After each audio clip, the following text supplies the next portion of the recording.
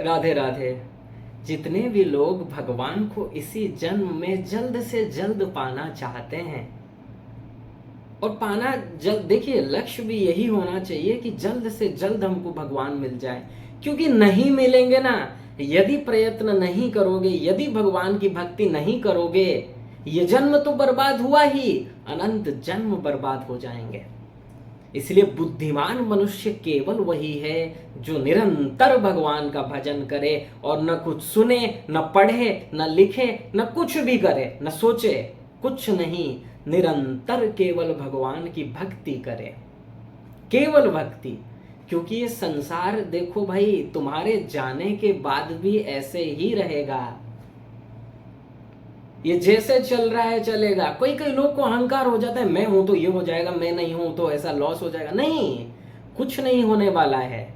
ये तो तुम अपना मिथ्या अभिमान कर रहे हो। अपने को तुम समझते क्या हो? अरे इस अनंत कोटि ब्रह्मांड के आगे एक मिट्टी का कण का भी अरब गुना यदि किया जाए, उतना भी किसी मनुष्य का हैसियत नहीं है। इसलिए अपना हैसियत समझिए। और ये संसार के जितने भी मद, संसार के जितने भी सामान है, संसार की जितने भी वस्तुएं, जो आप संसार में जितना टाइम दे रहे हो, इससे मिलेगा क्या आपको? देखिए, प्रत्येक व्यक्ति जो भी वर्क करता है सुख के लिए ही करता है, इतना कंफर्म है। कोई कहता है हमको गाड़ी चाहिए, कोई कहता है हमको सम्मान चाहिए, कोई कहता है हमको प्राइम मिनिस्टर बनना है, कोई कहता है क्रिकेटर बनना है। अरे क्यों बनना है? आनंद आएगा। सभी का आप यदि लास्ट में उत्तर पूछो, आप कुछ भी चाहते हो, लेकिन हम पूछेंगे आप क्यों चाहते हो, एक ही उत्तर देगा, आनंद। आनंद के लिए हम ये कर रहे हैं। लेकिन बुद्धिमान मनुष्य जानता है कि संसार में आनंद नहीं है। अरे अनंत बार हम विषयों को भोग कर चुके हैं। प्रत्येक जीव इंद्र बन चुका है, इंद्र। सोचो, जो लोग संसार में बस खोज रहे हैं कि शहर के लोग हमको जान ले, स्टेट के लोग हमको जान ले, भारत के लोग हमको जान ले, पूरा वर्ल्ड में हम फेमस हो जाएं, ये कोई बड़ी बात है? तुम स्वर्ग सम्राट बन चुके हो, स्वर्ग के राजा। सोचो। लेकिन क्या हुआ? जैसे ही पुण्य समाप्त हुआ, इसी मृत्युलोक में आकर ही योनियों में जन्म मिला। इसलिए यदि आप लोग अपना वास्तव में कल्याण चाहते हैं, क्योंकि बुद्धिमान जो होगा देखो अपने कल्याण के बारे में सोचेगा। हम आज उनकी बात कर रहे हैं जो अपने को बुद्धिमान समझते हैं, तो हम बुद्धिमान की परिभाषा बता रहे हैं। बुद्धिमान है कौन? जो अपना हित समझे, जो अपना हित अहित न समझे, वो मूर्ख है, वो बुद्धिमान नहीं है। और 99.9% लोग कुछ नहीं जानते हैं। लोग तो यही सोचते हैं ना, लोग सोचते हैं कि क्या, लोगों की कामना क्या है? पहले देखिए, जब बच्चा पढ़ने जाता है वो कुछ नहीं जानता, तब उसकी कामना यही है, बस एग्जाम में अच्छा मार्क रख लूं। बस वो ये नहीं सोचता है कि क्यों रखना है, बस एग्जाम में अच्छा मार्क रखना है। खुशी, उसको बहुत प्रसन्नता होती है। धीरे धीरे गया 10th स्टैंडर्ड में आया, अरे अभी समझने लगा यदि मैं अच्छा मार्क नहीं रखूंगा तो आगे मेरा अच्छा कॉलेज में एडमिशन नहीं हो सकेगा। तो अब थोड़ा पढ़ने लगा, इंपॉर्टेंस देकर पढ़ रहा है कि अच्छा मार्क आए तो क्या होगा, अच्छा कॉलेज में एडमिशन मिलेगा, तो क्या होगा, फिर अच्छे से वहां पर पढ़ूंगा तो अच्छा जॉब मिलेगा, अच्छा जॉब मिलने से पर मंथ 5 लाख 6 लाख 7 लाख ये इनकम होगा, तो क्या होगा, फिर एक अच्छी जगह शादी हो जाएगी, सुंदर लड़की से शादी होगा, फिर 2 4 6 बच्चे होंगे, फिर उनका पालन पोषण करेंगे। ऐसे ही अंधे की भांति सब चल रहे हैं, अपना उद्देश्य कुछ नहीं समझ रहे हैं। और अपने को बुद्धिमान कहते हो। हमने यहां प्राप्त कर लिया, हम मून में चले गए, हम मार्स में चले गए, क्या फायदा जाके, जब आप अपना हित नहीं समझ रहे हो।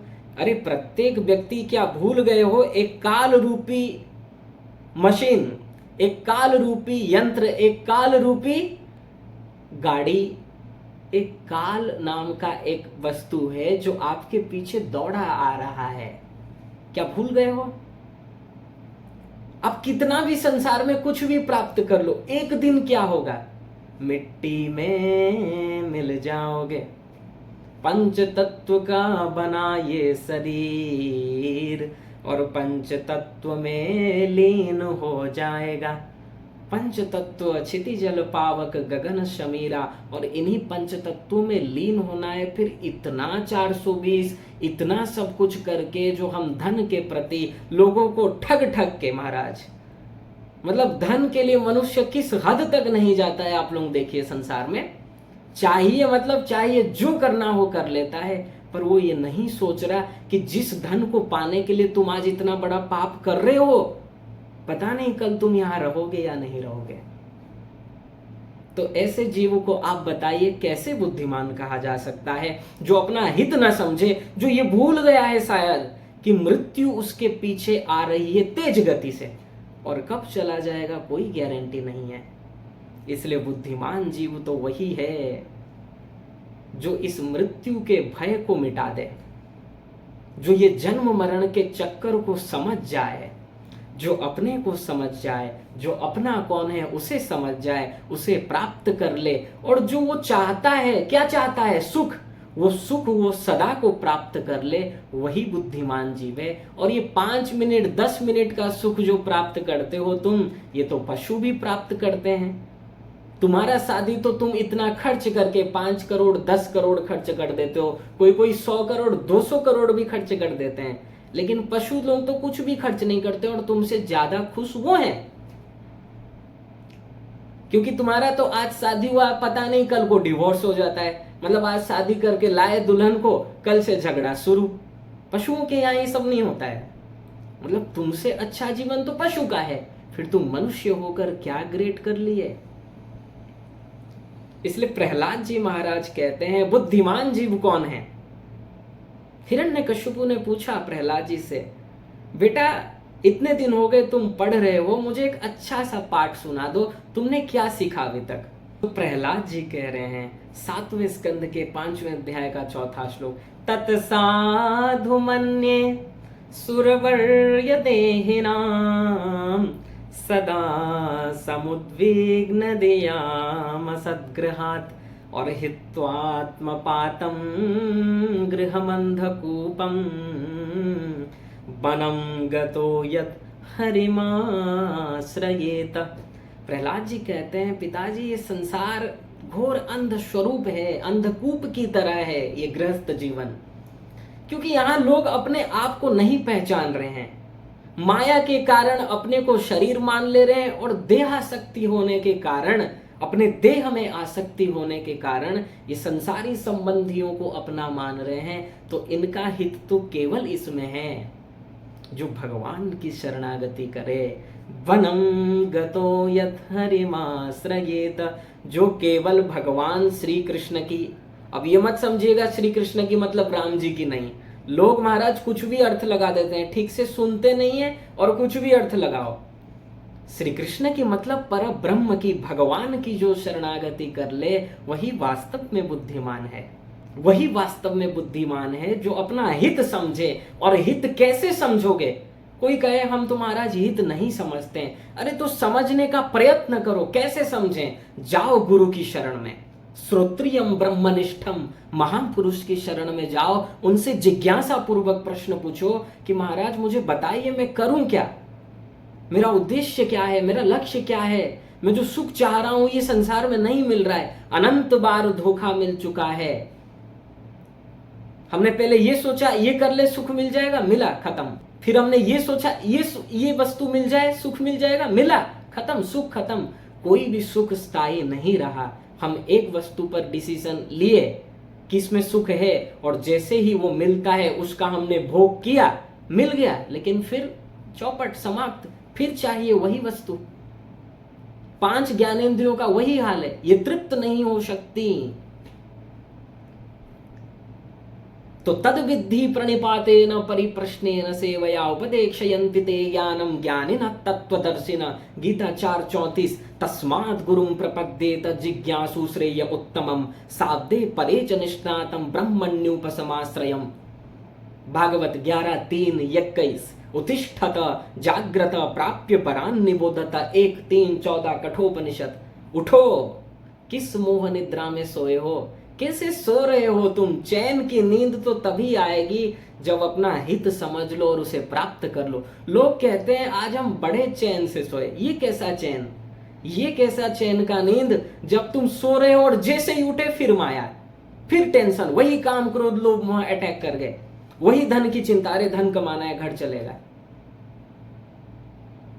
चैन की नींद तो तभी आएगी जब सभी प्रकार की इच्छाएं समाप्त हो जाएंगी, जब हम परिपूर्ण हो जाएंगे। और परिपूर्ण आप केवल भगवत प्राप्ति से ही हो सकते हो, केवल भगवत प्राप्ति से, और कोई उपाय नहीं है।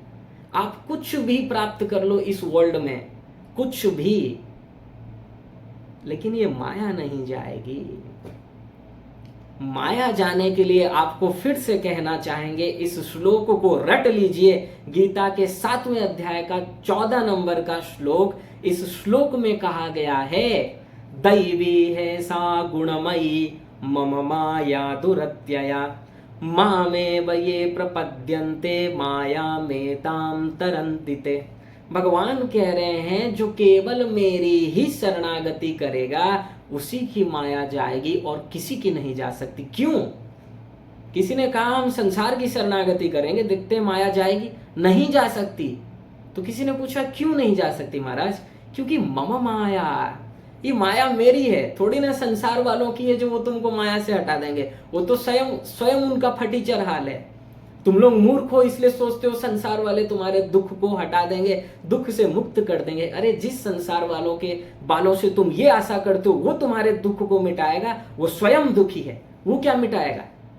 मिटा तो वो सकता है जो सुखी हो, और सुखी केवल भगवान है और महापुरुष है, और कोई नहीं है। और भगवान और महापुरुष में कोई अंतर नहीं है, क्योंकि जीव जब भगवत प्राप्ति कर लेता है उसे ही महापुरुष कहा जाता है। उसका वर्क, अब वो स्वयं कुछ नहीं करता, माया चली जाती है, भगवान वर्क करते हैं उसके अंतःकरण में बैठकर। वो तो शरणागत हो गया, वो भगवान की गोद में बैठा है। आपको दिखेगा कि ये ऐसा कर रहा है, ऐसा कर रहा है, लेकिन वो कुछ नहीं कर रहा, भगवान कर रहे हैं। किन में? महापुरुष में, अर्थात जो भगवत प्राप्ति कर चुका है उनका वर्क भगवान करते हैं, साधारण जीवों का नहीं। इसलिए जो भी भक्त अपना हित चाहते हैं, कल्याण चाहते हैं, वास्तव में चाहते हैं कि हम बुद्धिमान बने। बुद्धिमान मतलब ये नहीं कि आपकी आईक्यू लेवल बहुत हाई है, ये बुद्धिमान नहीं होता है। बुद्धिमान मतलब ये होता है कि आप अपना हित समझ लो। इस संसार जो नश्वर है, जो क्षणभंगुर है, आप जान नहीं पा रहे हो, जो प्रतिक्षण चल रहा है, प्रतिक्षण समापन की ओर जा रहा है, गति कर रहा है, संसरति, धीरे धीरे सरकता जा रहा है। सरकता जाना मतलब जो कल से 30 साल पहले नहीं था आज है, और कल आज से 50 साल बाद नहीं रहेगा। अर्थात क्षणभंगुर, कुछ दिनों के लिए ये सब है, तुम्हारे साथ ये सब सदा नहीं रहेगा। जो भी आप इकट्ठा कर लो, कितना एकड़ जमीन हो, कितना धन हो, कितना सम्मान हो, मान प्रसिद्धि कुछ भी हो, ये सदा नहीं रहने वाला। अरे बड़े बड़े राजा चले गए जिनके अंडर में लाखों करोड़ों लोग थे, आज कोई नाम भी नहीं जानता उनका। कौन पूछता है या कौन नाम जानता है बताओ? लोग प्रेजेंट को ही याद रखते हैं, और जैसे ही तुम संसार से जाओगे भूल जाएंगे। ये सब बेमतलब का बात है कि इसको जुगों युगों तक याद किया जाएगा, नहीं किया जाता भाई। कोई किसी को टाइम नहीं है तुमको ये याद करेगा। लोग प्रेजेंट को देखेंगे। देखिए कितने अच्छे अच्छे बल्लेबाज, अच्छे अच्छे क्रिकेटर जा चुके हैं, आज कोई नाम लेता है? नहीं। अभी जो खेल रहे हैं उनका ही नाम लिया जाता है। पहले का लेते हैं नाम, लेकिन इतना नहीं लेते हैं। अभी का जो प्लेयर हैं, जो अच्छा खेल रहे हैं, उन्हीं का नाम हो रहा है। फिर इनको भी भूल जाएंगे लोग, आगे जो आएंगे उन्हीं का नाम लिया जाएगा। इसलिए किस नाम के चक्कर में पड़े हो, प्रसिद्धि के चक्कर में पड़े हो। और एक बात बताओ, क्या नाम मात्र से तुम्हारा कल्याण हो जाएगा? तुम सुखी हो जाओगे क्या सोचते हो नाम होने से, प्रसिद्धि होने से? अरे ज्यादा प्रसिद्ध जो हो जाए उसको हर समय भय, कोई मार न दे, उसके चारों तरफ गनमैन चलेंगे, उसका कोई प्राइवेसी नहीं है, कोई स्वतंत्रता नहीं है, क्योंकि लोग ईर्ष्या करते हैं, लोग जलने लगेंगे उससे, उसके दुश्मन हो जाएंगे। लेकिन बुद्धिमान जीव जो होगा वो तो भय नहीं करेगा, क्योंकि वो जानता है ये शरीर नश्वर है, क्षणभंगुर है। यहां बात हो रहा है अज्ञानियों का। जो अज्ञानी है और मान लो बहुत प्रसिद्ध हो गया, उसको तो हर समय भय, क्योंकि उसको मृत्यु का भय है। और मृत्यु का भय इसलिए है वो अपने को शरीर मानता है। इसलिए अपने को आप शरीर मानते हो और कहते हो हमने ये पद पा लिया, ये अवार्ड पा लिया, ये अवार्ड पा लिया। क्या हो जाएगा उस अवार्ड से? उस अवार्ड से आपको सुख मिल जाएगा क्या? नहीं मिलने वाला। ये काम, क्रोध, लोभ ये नहीं छोड़ेंगे पीछा। जब तक भगवान के पूर्ण शरणागत हम नहीं होंगे तब तक ये काम क्रोध लोभ नहीं छोड़ने वाले। और शरणागति माने फिर से निवेदन करेंगे आपके सामने, मन बुद्धि की शरणागति, अर्थात मन बुद्धि भगवान को दे दो, वहां बुद्धि मत लगाओ। संसारी जीव संसार में तो विश्वास कर लेता है और भगवान के एरिया में बुद्धि लगाता है। जो संसार धोखेबाज है, धोखे से परिपूर्ण है, जहां पल पल तुमको धोखा मिलता है, लेकिन फिर भी वहां नाक रगड़ते हो, विश्वास करते हो। और जहां आनंद ही आनंद है, आज तक तुमने एक बार भी विश्वास नहीं किया। संसार में 1000 बार जहां विश्वास किए वहीं धोखा मिला। एक के प्रति तुमने विश्वास किया था, उसने धोखा दिया, फिर उसने सॉरी बोल दिया, थोड़ा गिड़गिड़ाया, तुम फिर उसके ऊपर विश्वास कर लिए, फिर धोखा, फिर तुम दूर हो गए, रूठ गए, फिर वो मना लिया, फिर तुम उसके ऊपर विश्वास करने लगे, फिर धोखा। मतलब कैसा हाल है। मतलब जो कुत्ते होते हैं ना संसार में, श्वान, इस संसार में इनका एग्जाम्पल दिया गया कुत्तों के साथ। ये जो कुत्ते होते हैं, इनका पूंछ जितना देर आप पकड़े रहोगे बस ठीक है, फिर छोड़ दो वही टेढ़ा का टेढ़ा। वैराग्य नहीं है। और अपने को बुद्धिमान कहते हो। लोग कहते हैं हम किसी के आगे नहीं झुक सकते, और जब काम वासना जागृत हुई स्त्री के आगे झुक गया। जब चटपटा खाने का इच्छा हुआ रसन इंद्रिय के आगे झुक गया। अरे तुम तो इन पांच स्त्रियों के चक्कर में पड़े हो, इनके अंडर में हो, और कैसे कहते हो कि मैं सर्व स्वतंत्र हूं। स्वतंत्र केवल भगवान और महापुरुष है और कोई नहीं है। इसलिए वास्तव में यदि स्वतंत्र होना है, वास्तव में यदि इंडिपेंडेंट होना है, वास्तव में अपने आप को बुद्धिमान समझते हो, तो पहले समझो कि आपका सुख है कहां। और ये समझाएंगे गुरुदेव। बहुत से मूर्ख लोग कहते हैं कि भगवान को पाने के लिए एक बीच जरिया क्या जरूरी है, गुरु क्या जरूरी है। और बड़े बड़े प्रोफेसर कहते हैं महाराज ऐसा बात, बड़े बड़े प्रोफेसर, उन लोगों को इतना भी बुद्धि नहीं है। अरे आप जो सब्जेक्ट पढ़ा रहे हो अपने स्टूडेंट को, तो आप पढ़ाओगे, ठीक से समझाओगे, तभी स्टूडेंट समझेंगे। आप उनको मार्गदर्शन दे रहे हो। ऐसे ही जब संसार का एक भी ज्ञान, एक अक्षर का ज्ञान गुरु के बिना नहीं हो सकता, तुम उस भगवान का ज्ञान प्राप्त करना चाहते हो बिना गुरु के। मतलब नंबर 1 का पागलपन जिसे कहा जाता है, नंबर 1 का पागलपन, जो ऐसा बात कहे। कहते हैं लोग कि गुरु की क्या आवश्यकता है। बिना गुरु के कभी ना किसी का कल्याण हुआ था, न है न होगा, क्योंकि तुमको बताएगा कौन। ये वेद में ये लिखा है, ये मार्ग है, कौन बताएगा। अपने आप समझोगे, नहीं समझ सकते, बिल्कुल नहीं समझ सकते। अरे तुम कोई कहे नहीं हम समझ सकते, हम व्याकरण के ज्ञाता हैं। अरे व्याकरण के ज्ञाता, आप व्याकरण लिखना भी अपने आप से नहीं जानते थे, गुरु बताए हैं। बिना गुरु के कल्याण नहीं होने वाला है, रट लीजिए। क्योंकि एक अक्षर का ज्ञान गुरु के बिना नहीं हो सकता, तो भगवान के एरिया का ज्ञान तुमको गुरु के बिना होगा, बिना गुरु के असंभव। इसलिए ये अहंकार मत करो और अपने को गुरु मत मानो, ठीक है। जब तक दीन भाव नहीं है, जब तक शरणागति नहीं है गुरु के प्रति, कभी कल्याण नहीं हो सकता। जो वास्तव में अपने को बुद्धिमान समझते हैं, इसलिए जो वास्तव में अपने को बुद्धिमान समझते हैं, बुद्धिमान वही जीव है जो अपने को पहचान ले, जो ये जान ले कि मेरा सुख इस संसार में नहीं है। और ऐसा नहीं कि ये हम कह रहे हैं बोल के आप मान लो। अरे आप स्वयं अपने आप से ही पूछो, अकेले में सोचो कि आपका डिसीजन जिस वस्तु में है, संसार में मान लो किसी को एक सोने का नेकलेस चाहिए 2.5 लाख का, ये हो जाए तो बढ़िया आनंद आ जाएगा।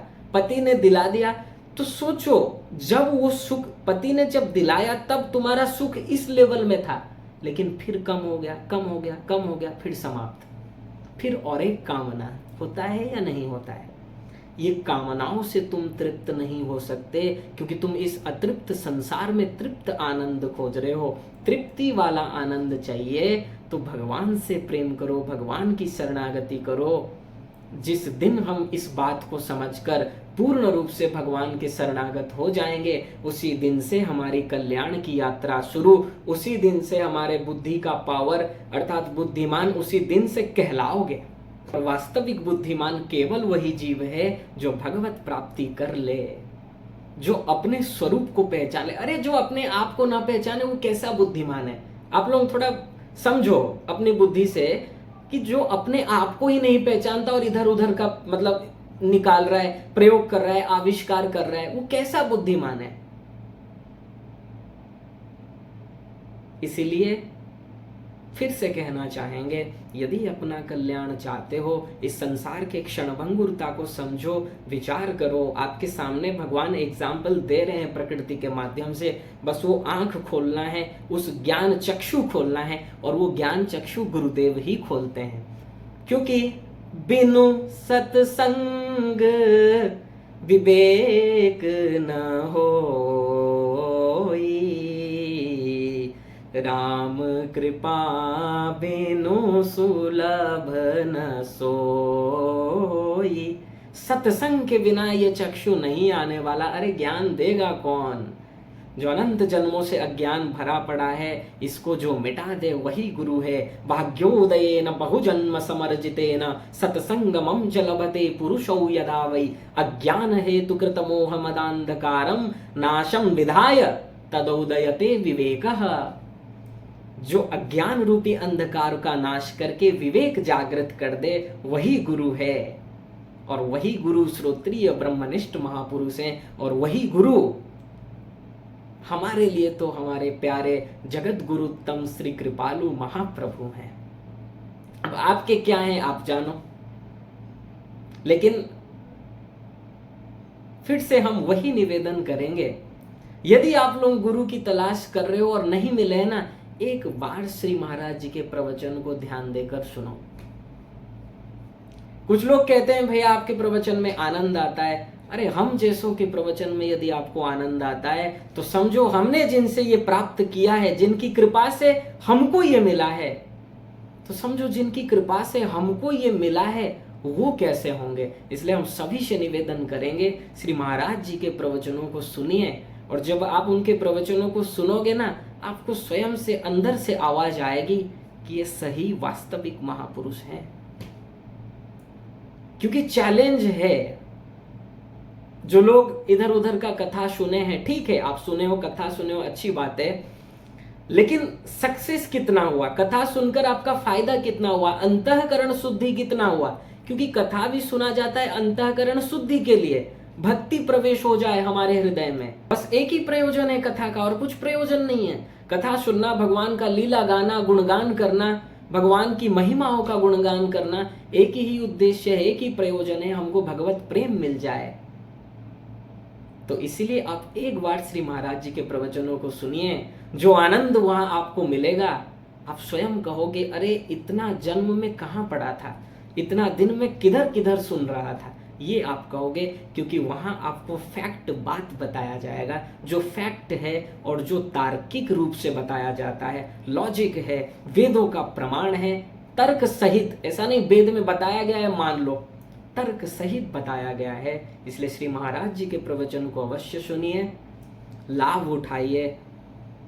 आपको स्वयं ही फील होगा कि वो कैसे पर्सनैलिटी हैं, यदि आप उनके प्रवचनों को ठीक से सुनोगे, महत्व को समझोगे।